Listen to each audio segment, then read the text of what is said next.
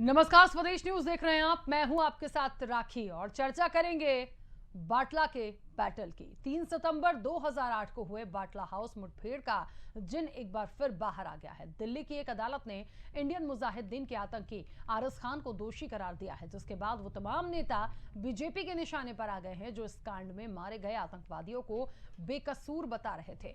इनमें ममता बनर्जी, दिग्विजय सिंह, सलमान खुर्शीद और सोनिया गांधी भी शामिल हैं। बीजेपी अब आरस खान के दोषी पाए जाने के बाद कांग्रेस और ममता बनर्जी को इसी बयान की याद दिला रही है। केंद्रीय कानून मंत्री और बीजेपी प्रवक्ता रविशंकर प्रसाद ने कहा कि एक खास तबके के वोट के लिए इन राजनीतिक दलों ने दिल्ली पुलिस का मनोबल तोड़ा और आतंकवादियों का साथ दिया। आपको बता दें कि सलमान खुर्शीद ने कहा था कि आतंकवादी मारे गए तो सोनिया गांधी की आंखों में आंसू थे। दिग्विजय सिंह तो आजमगढ़ चले गए। उन्होंने कहा था कि गोली तो सिर के ऊपर लगी है तो वो हमला कहां से करेंगे। वहीं ममता बनर्जी ने कहा था कि बटला हाउस का एनकाउंटर एक फेक ऑपरेशन था और अगर वो गलत साबित हुई तो राजनीति छोड़ देंगी। ममता ने इस ऑपरेशन की जुडिशियल इंक्वायरी कराने की भी मांग की थी।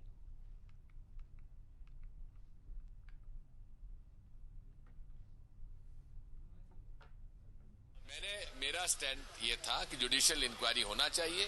जुडिशियल इंक्वायरी नहीं हुई। सर, आपने तो कहा था कि फर्जी मुठभेड़। जी हाँ, मैंने उस पर मैं आज भी कायम हूँ कि जो हालात मेरे को बताए गए थे उस बयान पर मैं आज भी कायम हूँ। लेकिन जुडिशियल इंक्वायरी नहीं हुई। जुडिशियल प्रोनाउंसमेंट आ गया है। अब जुडिशियल प्रोनाउंसमेंट में अग्रीड पार्टी जो भी निर्णय लेना चाहे ले। मैं किसी से माफी नहीं मांगता और बीजेपी से तो इस जीवन में तो नहीं मांगूंगा कभी। Yesterday's conviction in the Batla House encounter is a triumph of India's judicial process, a validation of the courage shown by the Delhi police officials in containing terrorism, and a closure to the rampant vote bank politics which happened in the last 12 years. और आज मैं आपके सामने वही विस्तार से रखूंगा कि देश की सुरक्षा और आतंकवाद की लड़ाई के मामले में भी किस तरह से कांग्रेस पार्टी और बाकी विपक्षी पार्टियां आतंकवादियों के पक्ष में खड़ी हो गईं और दिल्ली के अंतर्गत एक भीषण आतंकवादी हमला हुआ था, उसमें पूरे पुलिस के हिम्मत को तोड़ने की कोशिश की गई। आपको मालूम है 13 सितंबर 2008 को दिल्ली में सिलसिलेवार धमाके हुए थे। ग्रेटर कैलाश में हुए थे, डिफेंस कॉलोनी में हुए थे, शायद कनॉट प्लेस में हुए थे, कई जगहों पर हुए थे। इसमें 39 लोग मारे गए और 159 घायल हुए। It was a deadly terrorist attack. स्वाभाविक है, भारत की राजधानी दिल्ली है, 30 लोग मारे गए, 159 घायल हुए। जब दिल्ली पुलिस को मालूम हुआ कि इसमें इंडियन मुजाहिदीन के लोगों ने यह काम किया है, उनको तलाश में लगे हुए थे और उनको मालूम हुआ कि जामिया नगर के पास बाटला हाउस में वो छुपे हुए हैं, तो पुलिस प्लेन ड्रेस में वहां कार्रवाई करने गई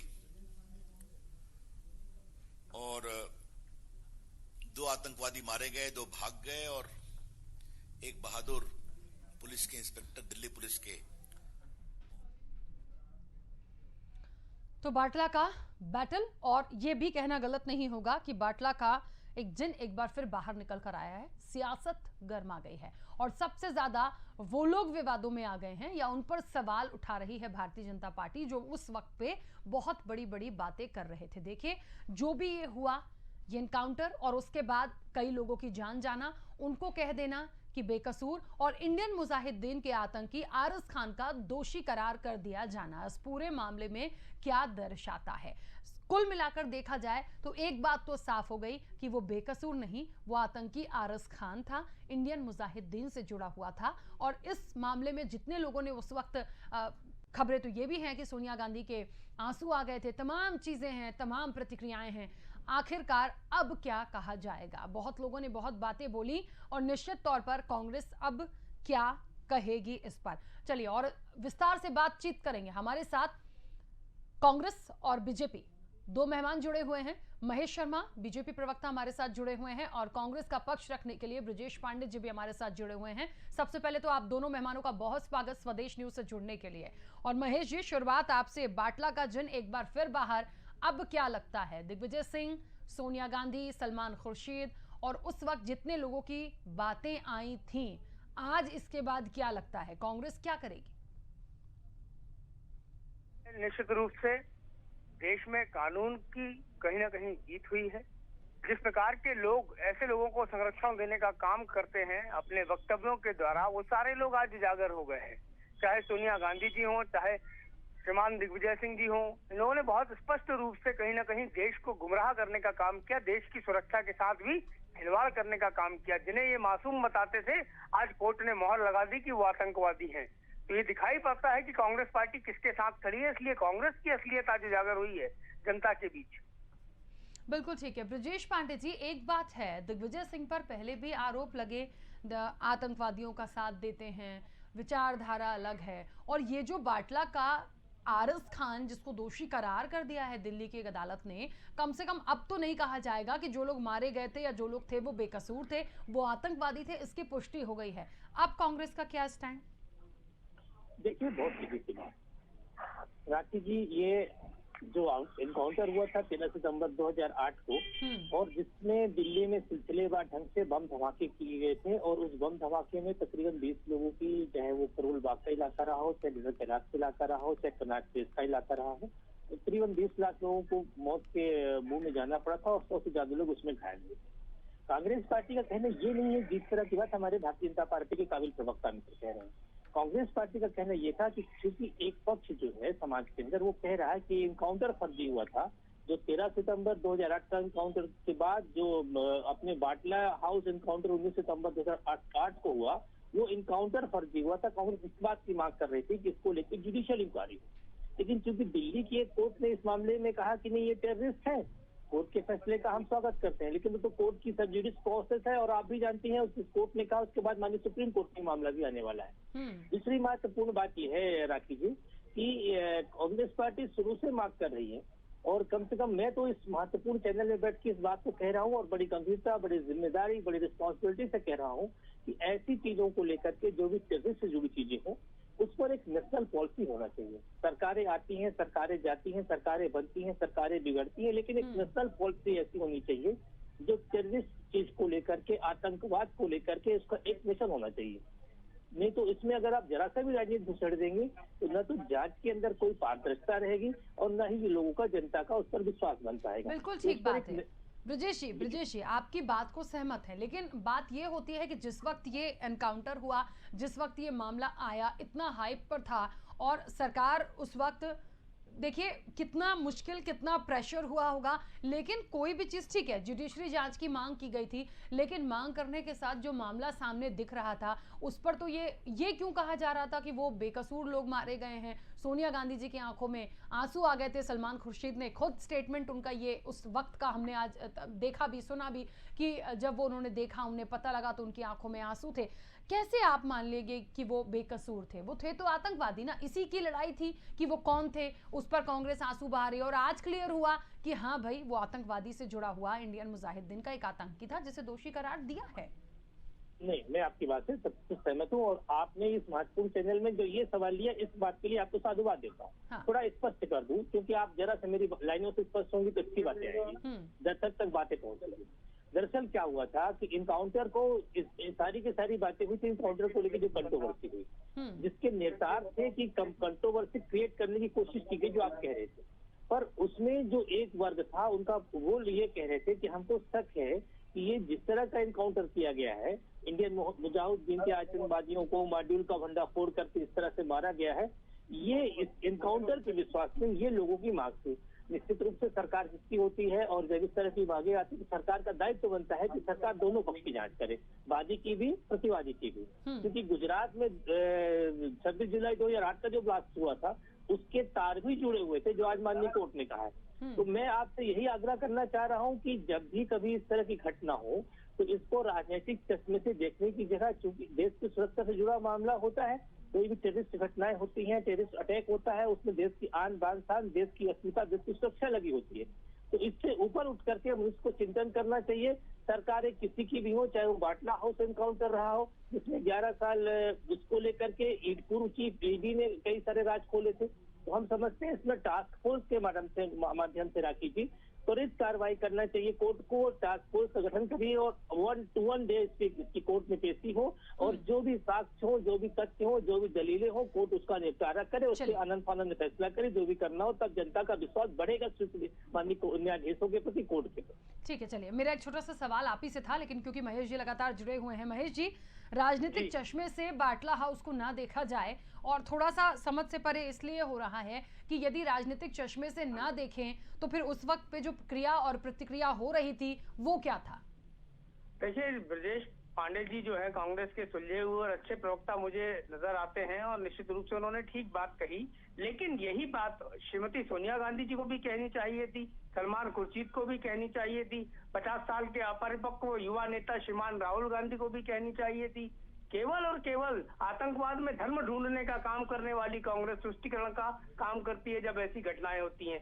देश की सुरक्षा से जुड़े हुए विषयों पर भी कांग्रेस राजनीति से बाज नहीं आती। आज मेरा मित्र कह रहा है राजनीति से नहीं देखना चाहिए, बिल्कुल हम नहीं देखना चाहते। जहां देश की बात है वहां सारे दलों को एक साथ खड़े होना चाहिए, लेकिन केवल और केवल राजनीतिक चश्मे से, तुष्टीकरण की राजनीति से, आतंकवाद जैसी घटनाओं में भी धर्म ढूंढ लेना अपने वोट बैंक की राजनीति पर, ये बहुत शर्मनाक है। आज श्रीमती सोनिया गांधी जी को आज आंसू बहाना चाहिए कि उन्होंने कितना शर्मनाक बयान उस समय दिया था। सलमान खुर्शीद ने जो बताया कि आधी रात सो नहीं पाई थी श्रीमती सोनिया गांधी, तो आज पूरी कांग्रेस को देश से माफी मांगनी चाहिए। ब्रजेश जी। जी, मैं अपने काबिल मित्र से इतना ही कहूंगा, क्योंकि जो मामला कोर्ट के सामने आता है और कोर्ट के सामने वादी पक्ष प्रतिवादी पक्ष अपने पक्ष रखते हैं, कोर्ट ट्रायल में आता है, उस पर जो व्यक्ति उसमें प्राइम एक्यूज नहीं है, जो विक्टिम्स नहीं है, उसका नाम घसीटना गलत होता है। ये कोर्ट की मर्यादा के खिलाफ होता है, इससे बचना चाहिए। क्योंकि इस पूरे प्रकरण में जिनका नाम हमारे मित्र ले रहे हैं उनका कोई दूर दूर तक वास्ता नहीं है। इस मामले में अदालत ने 302, 307 और आर्म्स एक्ट के तहत दोषी करार कर दिया था। मुझे ध्यान है, मैंने उस पूरे के पूरे डिसीजन को उस दिन भी देखा था। 15 मार्च को जब इस बात को लेकर सजा आया था तो आरिफ खान को कोर्ट ने इसमें दोषी करार दिया था। लेकिन सबसे बड़ी बात ये है कि ये जो बात है, इस बात को लेकर के जब आज निर्णय आया है तो हम आगे की प्रक्रियाओं के बारे में चिंतन करें। कोर्ट के फैसले की कॉपी चूंकि मेरे पास अभी नहीं आई है, और लेकिन मैं इतना ही कहना चाहूंगा कि कोर्ट ने अगर कोई निर्णय किया है, निश्चित रूप से न्यायालय का निर्णय सर्वमान्य होता है और उस पर ज्यादा कुछ कमेंट करने की आवश्यकता नहीं होती है। लेकिन किसने क्या कहा, किसने क्या नहीं कहा, इस पर पढ़ने की जगह हमको ये मानना चाहिए, ये समझना चाहिए, ये सोचना चाहिए कि जब भी कभी ये पहलू या ये चीजें हम लोगों के समाज के सामने आती है तो निश्चित रूप से उस पर एक नेशनल पॉलिसी बने और एक जो आयोग बनाया जाए, वो आयोग कोई भी सरकार आए, चाहे आज बीजेपी की सरकार केंद्र में है तब भी वो आयोग रहे। आयोग का नाम आप कुछ भी तय कर लीजिए, और अगर कांग्रेस की सरकार है, जिसकी भी सरकार है, तब भी वो आयोग करे तो फिर उसके अंदर एक अच्छी निष्पक्षता के साथ, त्वरितता के साथ और शीघ्रतम रूप से कार्रवाई समाज के सामने आएगी। ठीक है ब्रजेश जी, लेकिन उस वक्त पे केंद्रीय कानून मंत्री और बीजेपी प्रवक्ता रविशंकर प्रसाद ने एक बात कही थी। उन्होंने कहा था कि एक खास तबके के वोट के लिए इन राजनीतिक दलों ने दिल्ली पुलिस का मनोबल तोड़ा, आतंकवादियों का साथ दिया।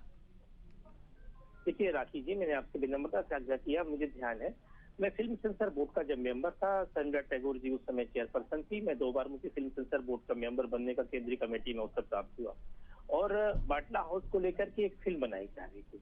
उसमें वो बात बहुत सारे तथ्य थे जिस तथ्य को लेकर मैंने तब भी आपत्ति किया था और आज भी मैं अपनी बातों पे अडिग हूँ। मैं बार बार आपसे ये कहना चाह रहा हूँ कि पॉलिटिशियन कोई भी हो, क्योंकि मैंने कहा था कि कनाट प्लेस के अंदर अगर एम ब्लॉक में इस तरह की घटना हुई, जो बहुत भीड़ भाड़ा इलाका था, चाहे करोलबाग का गफ्फार मार्केट का इलाका था जहां इलेक्ट्रॉनिक्स आइटम्स के सामान ज्यादा बिकते हैं, और जिस दिन धमाका हुआ उस दिन छुट्टी थी, लोग उस दिन गए हुए थे शॉपिंग करने के लिए। अब ये घटनाएं इस बात को इंगित करती हैं कि हम सबको आतंकवाद के मसले पर राजनीति बिल्कुल नहीं करना चाहिए, चाहे वो कोई भी हो, इससे बचना चाहिए। चाहे वो इंडियन मुजाहिदीन जैसे आतंकवादी संगठन हो या जो भी लोग आतंकवादी गतिविधियों में संलिप्त हैं, उनके खिलाफ स्पेशल सेल के द्वारा कड़ी से कड़ी कार्रवाई करना चाहिए, बिल्कुल नहीं बख्शना चाहिए। और जुडिशियल इंक्वायरी की मांग अगर राजा दिग्विजय सिंह जी ने किया तो इसको भारतीय जनता पार्टी को सही दिल से लेते हुए उसकी जुडिशियल इंक्वायरी कराना चाहिए सुप्रीम कोर्ट के किसी रिटायर्ड जज के माध्यम से।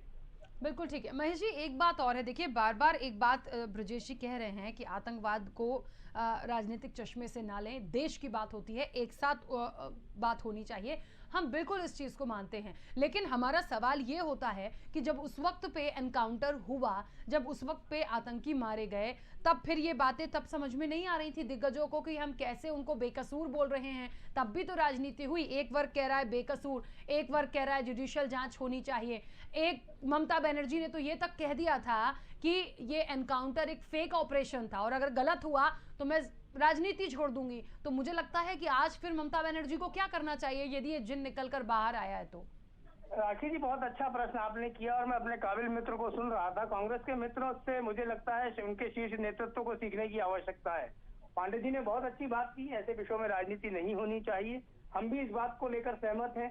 लेकिन जो लोग सैनिकों की शहादत पे सवाल उठाते हैं, जो एयर स्ट्राइक का सबूत मांगते हैं, जो चीन में जब हमारे सैनिक घायल होते हैं तो कहते हैं नकली अस्पताल है, ऐसे लोगों से देश में किस प्रकार का मैसेज जाता है ये भी देखना आवश्यक है। वर्तमान परिदृश्य में कांग्रेस का नेतृत्व किस दिशा में जा रहा है ये कांग्रेस को समझने की आवश्यकता है। कांग्रेस पार्टी जिस प्रकार से हर विषय पर, अब मेरे मित्र ने बात कही कि न्यायालय का सम्मान होना चाहिए, तो न्यायालय के निर्णय के पहले श्रीमती सोनिया गांधी जी कैसे उनको बेकसूर साबित करने पे तुली हुई थी, कैसे कांग्रेस पार्टी के सारे लोग उनके पीछे खड़े हुए थे। जब भारत तेरे टुकड़े होंगे इंशा इंशा अल्लाह के नारे लगते हैं, तब सबसे पहले जाके खड़े होते हैं श्रीमान राहुल गांधी जेएनयू में। तो ये सारी चीजें दिखती नहीं है क्या देश की जनता को, कि कैसे आप देश की पुलिस का मनोबल तोड़ते हैं, देश की सेना का मनोबल तोड़ते हैं। और इस चीज से अब कांग्रेस के नेताओं को बाज आना चाहिए। आज का जो फैसला है इसने कांग्रेस को उनकी असली जो हकीकत है, जमीनी हकीकत है, वो दिखा दी है। ब्रजेश जी, देखिए राखी जी, मैं अपने मित्र महेश शर्मा जी का बहुत सम्मान करता हूँ और इनसे मैं बड़ा विनम्रता से आग्रह ये करना चाह रहा हूँ कि कभी भी जुडिशरी डिसीजन पे कोई भी चीज कमेंट करने से हमेशा बचना चाहिए। न्यायपालिका की हम लोग अगर जरा सा भी उस तरह की बातें करेंगे तो न सिर्फ कोर्ट ऑफ कंडक्ट होता है बल्कि समाज में गलत मैसेज जाता है। दूसरी बात, हमारे मित्र ने जो इस तरह की बातें किया, मैंने इनसे आग्रह किया कि चूंकि विक्टिम न तो सोनिया गांधी जी हैं न तो राहुल गांधी जी हैं, उनका नाम आप इस डिबेट में लेने की आवश्यकता नहीं है। आपको जिसका नाम लेना चाहिए जो उसमें विक्टिम्स हैं उसके बारे में चर्चा करिए। अगर इंडियन मुजाहिदीन के आतंकवादी को कांग्रेस पार्टी आतंकवादी मानती है, मैं प्राइज रूप से कह रहा हूँ कि आतंकवादी है, उसके खिलाफ सजा हुई है, ठीक हुई है, तो आपको कहना चाहिए कि नहीं, कांग्रेस पार्टी के निर्णय स्वागत योग्य। दूसरी बात, जेएनयू में जाना कोई अपराध की बात नहीं होती, न उसमें कोई 302 लगता, न उसमें कोई 324 होता है, न 151 कार्रवाई होती है। जेएनयू जो है, मैंने इंजीनियरिंग के बाद जब लॉ और जर्नलिज्म का कोर्स दिल्ली यूनिवर्सिटी से किया था, मैंने भी देखा है, मैं वहाँ के जेएनयू के पूरे परिसर को खूब अच्छे तरीके से जानता हूँ। इनकी वित्त मंत्री भी जेएनयू से पढ़ी हुई है और भी जो नेता थे इनके यहाँ, बहुत सारे नेता, अरुण जेटली जी वगैरह सब जेएनयू की प्रोजेक्ट थे। वहाँ जाना अपराध नहीं है। और अगर कोई नारा लगाता है, वो राहुल गांधी जी नारा नहीं लगाते हैं, वो वहाँ पर वहाँ का ट्रेड यूनियन है, स्टूडेंट यूनियन है, वो नाराबंदी करता है, उसके खिलाफ कांग्रेस पार्टी नहीं जाएगी, न उसके पक्ष में बोलेगी। आज विषय दूसरा है, आज विषय आप इस विषय भी बहस कर रही हैं। मेरा कहना है कि बाटला हाउस एनकाउंटर केस में जो इंस्पेक्टर मोहन चंद शर्मा थे, जिनकी हत्या के मामले में इंडियन मुजाहिदीन के आतंकवादी आरिज खान को दोषी ठहराया गया था और कोर्ट पर उस चीज को लेकर के जब 15 मार्च को बहस हुई थी, तो मैं उस बहस में गया था सिर्फ समझने के लिए क्लास स्टूडेंट के साथ कि आखिर क्या प्रोसीडिंग करना चाह रही कोर्ट। मैंने तभी एक चीज को भापा था कि सरकार देखिए सोनिया जी की सरकार थी, डॉक्टर मनमोहन सिंह जी को उन्होंने किसी तरह का कोई अध्यादेश ला करके उसको बरी तो नहीं कर दिया। जो जुडिशरी प्रोसेस है, बकायदे उसकी इंक्वायरी हुई, उसकी जांच हुई, जांच के बाद ही कोई चीज सामने आए, आज उसका निर्णय हुआ। इस तरह विकास एक सतत प्रक्रिया है, इस तरह कोर्ट के अंदर कोई भी चीज जाती है तो प्रोसेस होता है, ट्रायल होता है, उसके बाद जब अंतिम निर्णय करना हो तो जो होता है निर्णय करता है। तो मैं समझता हूँ कि ये एक अच्छा निर्णय है। आरिज खान जैसे लोगों को और जो दूसरा आरोपी था मोहम्मद सैफ, जिसान, इन लोगों को गिरफ्तार करके जो स्पेशल सेल वहां पे ले गई और उसको लेकर के जो कोर्ट के अंदर बहस हुई, दोनों पक्ष के वकीलों ने अपने अपने दलील दिया। ये अच्छी चीज है क्योंकि उस पर निर्णय आया है और ये निर्णय इस बात की समाज में सीख देता है कि अगर कोई भी आरोपी कितना ही बड़ा क्यों न हो, तो चाहे अपने आप को उसको कहीं से कुछ भी पाकिस्तान से संरक्षण क्यों न मिल रहा हो, अगर वो भारत की सरजमी में इस तरह की कोई वारदात करेगा तो माननीय न्यायालय उसको बख्शेगा नहीं। चलिए, अब यदि आरिज खान को दोषी करार दिया गया है और माना गया है कि वो आतंकवादी और किससे मिला जुला, यदि ये तमाम चीजें हैं, तो उस समय पे जो बातें हो रही थी, क्या कांग्रेस उस पर अपनी प्रतिक्रिया अब देगी? क्या कांग्रेस स्टैंड, क्या सोनिया गांधी, तमाम लोग अब उस चीज को मानेंगे? मैंने आपसे एक चीज कहा, राखी जी, आप मेरी बात को जरा गौर करिए। उस समय की परिस्थितियां जो थी, समाज के एक वर्ग की मांग आ रही थी, कह रही थी कि उनको, सोनिया जी यूपी चेयरपर्सन थी, उनके पास जाकर के समाज के एक वर्ग के लोगों ने मुलाकात किया और कहा, मैडम ये जो इस तरह से घटना हुई है, क्योंकि to every action there is equal and opposite reaction. एक क्रिया की प्रक्रिया है, क्योंकि कनॉट प्लेस और ये करोल बाग में जो बम ब्लास्ट हुआ था, उसके बाद इस तरह से बाटला हाउस में जाकर के इन लोगों को मारा गया है, हमारे समाज के लोगों को। सोनिया गांधी जी ने कहा, ठीक है, इसको लेकर के मैं इंक्वायरी बिठाती हूँ और ये मामला कोर्ट में है और इसमें जो भी फैसला होगा अदालत का फैसला मानना पड़ेगा। उन्होंने इसके लेकर के कोई अलग से अध्यादेश नहीं ला दिया कि ये सारे बरी हैं, तो कहीं किसी तरह से इनको बरी नहीं किया गया। बाकायदे उनकी जांच हुई और उस जांच के बाद जो भी जुडिशियल इंक्वायरी हुई, आज जो दिग्विजय सिंह साहब कह रहे हैं कि जुडिशियल इंक्वायरी होना चाहिए, इसलिए ठीक है ब्रजेश जी सारी चीजों को समझ रहे हैं, लेकिन मुझे ये बताइए, बात वही हो रही है ना, आप भी शुरू से एक ही बात बोल रहे हैं कि राजनीतिक चश्मे से ना जोड़ा जाए, अब जो आया है उस पर फोकस किया जाए, माना जाए कि हाँ तक हम सब कुछ मानते हैं, सब कुछ ठीक है, लेकिन राजनीति शुरू किसने की? आप ये बताइए कि उस वक्त पे यदि कोई चीजें क्लियर नहीं थी तो फिर ममता बनर्जी को भी ये नहीं कहना चाहिए था कि एनकाउंटर फेक ऑपरेशन था और अगर वो गलत साबित हुई तो वो राजनीति छोड़ देंगी? तो क्या आज ममता बनर्जी को राजनीति छोड़ देना चाहिए? मेरा ये एक कहना है कि कोई भी मुद्दा आता है, आपने यदि कोई हमला देखा, आप कैसे कह रहे हो कि वो आतंकी है या बेकसूर मरा है? वो तो पहले जांच होगी ना, तब आपको अपना स्टेटमेंट देना चाहिए। राखी जी, बड़ा अच्छा सवाल आपने लिया। भोपाल के सांसद प्रज्ञा ठाकुर जी ने, जो हमारे मुंबई में टेररिस्ट अटैक हुआ था होटल ताज में, उसमें जो हमारे भारत के एक वीर सपूत करकरे, उनको लेकर के उन्होंने किस तरह की टिप्पणी किया था, आपने देखा है इलेक्शन के दरमियान। हमने आपसे विनम्रता से कहा और अपने भाजपा के मित्र से भी कहना चाह रहा हूँ कि कुछ एक्टिविटीज थे जिन लोगों ने आरटीआई के माध्यम से ये मांग किया था कि ये आखिर जो घटना हुई है, इस घटना की सत्यता क्या है। जब उनके पास वो डॉक्यूमेंट्स आए कि पुलिस ने इसकी प्राथमिकी दर्ज किया है 16 तारीख को और उसके बाद पुलिस अपनी क्रमता करके जांच कर रही है, उनको सेटिस्फेक्शन हुआ, उन्होंने पुलिस के एक्शन का विरोध करना शुरू किया, जंतर मंदिर में जाके प्रदर्शन किया। उसके बाद का घटना चक्र था, उस समय की मैं आपको घटना बता रहा हूँ, उसके बाद का घटना चक्र था जिसमें हमारे इंस्पेक्टर मोहन चंद्र शर्मा और उनकी टीम के क्लोज जो नेट टीम थी, जिन लोगों को इन आतंकवादियों, जिन्होंने आतंकवादियों को पकड़ा था और या इनकाउंटर किया था, ये भी मानिए, इन लोगों के ऊपर आक्षेप लगे या इन लोगों के ऊपर ये भी कहा गया कि ये आतंकवादी की गोली या जो लोग हैं, इसमें 2 आतंकवादी मारे गए हैं या 2 जो भाग गए हैं, इस पर अगर इनको बेनिफिट मिल दिया जाता है कोर्ट की ओर से, बेनिफिट ऑफ डाउट, तो और लोगों को भी देना चाहिए। तो मेरा समझना ये है कि उस परिस्थिति में जो भी लोग सियासत के बड़े लोग थे, बड़े नेता हैं, उस बारे में उनने क्या कहा उस पर तो मैं कुछ टिप्पणी नहीं कर सकता हूँ, वो ज्यादा बेहतर ढंग से बता सकते हैं। पर अल्प विवेक से मैं अपने जो भी कहना चाहता हूँ, मैं आपसे बार बार विनम्रता से आग्रह कर रहा हूँ कि इस पर एक नेशनल पॉलिसी बनना चाहिए टेररिस्ट को लेकर के। सरकार किसी की भी हो, पार्टी किसी की भी हो, उस नेशनल पॉलिसी के तहत ही आतंकवादियों के ऊपर कठोरतम से कठोरतम कार्रवाई करना चाहिए। जितनी बातें अभी तक रखी गई हैं जी, उसके बाद यदि कुल मिलाकर यदि हम आकलन करें, महेश जी कितना इत्तेफाक रखते हैं ब्रजेश जी की बात का? मैं इसलिए भी पूछ रही हूं क्योंकि कहीं से वो मामला आते आते प्रज्ञा तक पहुंचा। महेश जी मेरी आवाज पहुंच रही है?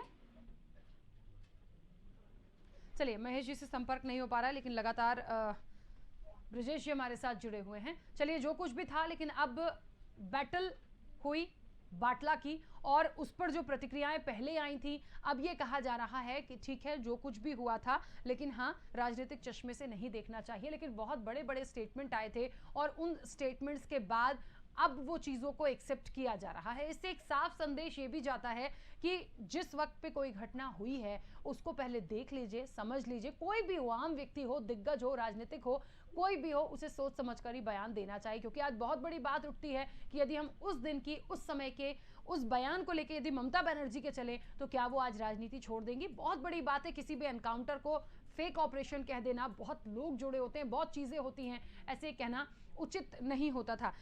चलिए ब्रजेश जी, बहुत शुक्रिया स्वदेश न्यूज से जुड़ने के लिए और तमाम बातें रखने के लिए। तो देखिए, कुल मिलाकर बाटला का बैटल इसलिए हमने कहा क्योंकि इस पूरे मामले में जो प्रतिक्रिया उस वक्त आई थी, जुडिशियल इंक्वायरी की बात की जा रही थी। जुडिशियल इंक्वायरी के बाद बात करने के बाद उस समय पे तो आंसू आ रहे थे। कांग्रेस को ऐसा लग रहा था कि आतंकवादी नहीं, बेकसूर वो लोग हैं, क्यों कहा जा रहा है? ममता बनर्जी कह रही थी मैं संन्यास ले लूंगी या मैं राजनीति छोड़ दूंगी। इतनी बातें होने के बाद आज जब दिल्ली की अदालत ने आरस खान को, जो कि इंडियन मुजाहिदीन की गैंग का आतंकी था, उसे दोषी करार दिया, यानी जितना कुछ भी हुआ था वो आतंकवादियों ने किया, ये साफ हो गया। अब धरी की धरी रह गई कांग्रेस की प्रतिक्रिया, और भारतीय जनता पार्टी को एक बहुत बड़ा मौका एक बार फिर से घेरने का मिला है। कितना आगे जाएगा ये मामला और देखना दिलचस्प होगा। फिलहाल इस चर्चा में इतना ही, दीजिए इजाजत, नमस्कार।